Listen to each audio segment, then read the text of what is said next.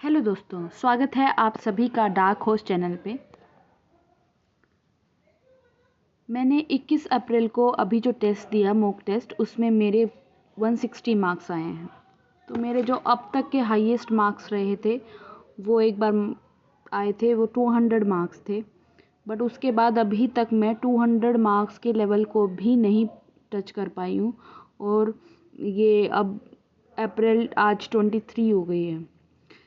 होता क्या है दोस्तों कि जब हम किसी चीज़ को करने की कोशिश करते हैं तो हमारे पास अलग अलग तरह की दिक्कतें आती हैं। मेरे पास कुछ भी दिक्कतें आ रही हैं वो आपसे अलग हैं, बट दिक्कतें सबके पास आती हैं। ऐसा कोई भी नहीं होगा कि हाँ आज मैंने डिसाइड किया कि भाई मुझे 3 महीने बाद या 2 महीने बाद नीट का एग्ज़ाम देना है और आज से मैं प्रिपरेशन शुरू कर रही हूँ और बिल्कुल स्मूथ चलेगा जैसा हम सोचते हैं। अपना टाइम टेबल बनाते वक्त या स्ट्रैटेजी बनाते वक्त हम यही सोचते हैं कि कोई दिक्कत नहीं आएगी, हर चीज़ हमारे कंट्रोल में रहेगी। पर एक्चुअली में होता क्या है कि चीज़ें आपके आउट ऑफ कंट्रोल जाती हैं।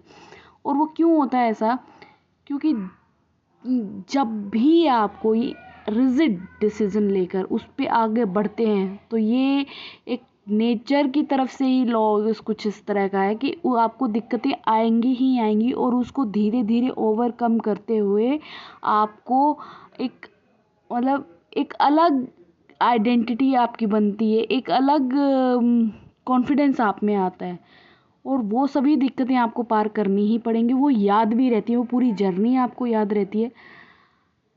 किसी को इसमें मंजिल मिल जाती है, किसी की मंजिल रह जाती है, लेकिन जो जो सफ़र है वो सबको याद रहता है। वो जो हर्डल्स हैं वो भी सबको याद रहती है। मेरे कहने का सीधा सा मतलब ये है कि चाहे मैंने बहुत लेट स्टार्ट किया और अभी भी मेरे मॉक टेस्ट में कोई कोई कुछ इम्प्रूवमेंट भी शो नहीं हो रही, लेकिन मेरे दिमाग में ये है कि अब इस सिचुएशन पे आके 10 दिन, या तो ये 10 दिन मैं सिर्फ ओवर थिंकिंग में गुजार दूँ कि कैसे होगा क्या होगा, नहीं, या फिर मैं इन 10 दिन की एक सॉलिड स्ट्रैटेजी से काम करूं।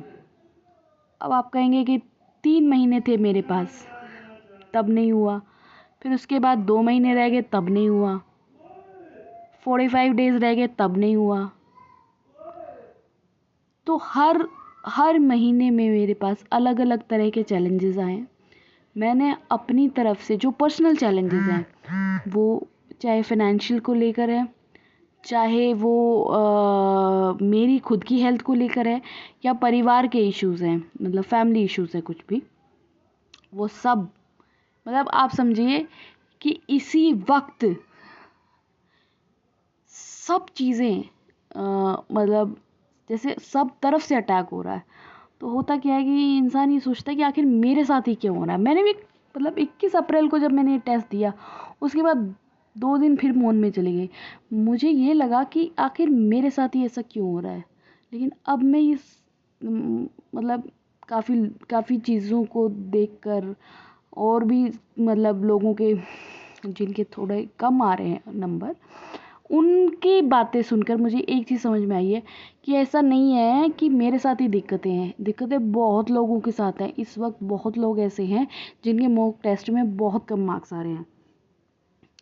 तो उन सबको करना क्या चाहिए? उन सबको इंक्लूडिंग मी ये करना चाहिए कि अब या तो सिंगल शॉट पूरे सब्जेक्ट का ही देख लूँ मैं। मुझे लगता है जैसे ऑर्गेनिक है, ऑर्गेनिक का पूरा सिंगल शॉट देख लेती हूँ, फिजिकल का देख लेती हूँ, और इनऑर्गेनिक फिर से एक टेस्ट दे के देखूँ।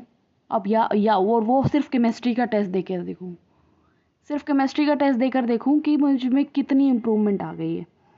क्योंकि मुझे टेलीग्राम पे ऐसा कोई टेस्ट तो मिल ही जाएगा कि सिंगल। और मुझे लगता है एक दो टीचर, एक टीचर मुझे ऐसा ध्यान आ रहा है कि वो शायद सिर्फ केमिस्ट्री का टेस्ट लेते। क्या मेरी इस वक्त जो है ना, बायो में ऐसा है चीज़ें भूल रही हैं, बट बायो में क्वेश्चंस देख के ऐसा तो लगता है कि यार कभी तो ये पढ़ा था, कभी तो ये चीज़ देखी थी। बट केमिस्ट्री में तो ऐसा भी हाल नहीं है कि वो जो भी क्वेश्चन देखती हूँ वो लगता है यार कभी देखा ही नहीं, कभी सुना ही नहीं, क्योंकि वो पढ़ा ही नहीं है एक्चुअली। तो ऐसा ही लगेगा। उसके लिए बेस्ट मुझे यही लगता है कि एक एक चैप्टर को अब करने का टाइम चला गया।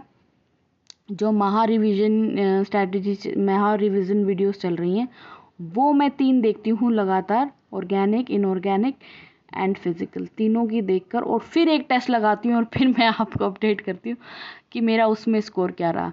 और प्लीज़ आप मेरे लिए दुआ कीजिए, और अगर कोई मेरे लिए सुझाव हो तो आप प्लीज़ कमेंट कीजिए, और अपनी भी बारे में थोड़ा बताइए कि आप कैसे कर रहे हैं। Thank you so much. आप इस चैनल को सब्सक्राइब ज़रूर कर दीजिए। मेरा कुछ हो ना हो, ये चैनल मैं डिलीट नहीं करूँगी, इतनी हिम्मत मैं रखूँगी कि अगर मेरे मार्क्स कम भी आए नीट वाले दिन तो मैं इसको कंटिन्यू रखूँगी। Thank you.